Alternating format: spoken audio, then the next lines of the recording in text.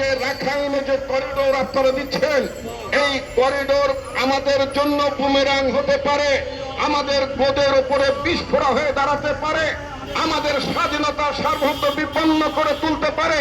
তাই এখন পর্যন্ত যদি চুক্তি না হয়ে থাকে, তাহলে অনতিবিলম্বে রাজনৈতিক দলগুলোর সাথে যারা এখানে স্টেক হোল্ডার আছেন তাদের প্রত্যেকের সাথে আলোচনা করুন, মতামত নিন। তারপরে এখানে মানবিক করিডোর দেওয়া যাবে কি যাবে না, কিভাবে যাওয়া যাবে, সেই সমস্ত বিষয়গুলো আলোচনা করে নিষ্পত্তি করুন। আর এর বাইরে যদি ইতিমধ্যে যদি দিয়ে থাকেন, তাহলে আপনার সরকারের কাছে আমরা আহ্বান জানাচ্ছি, অনতিবিলম্বে সেই চুক্তি বাতিল করতে হবে।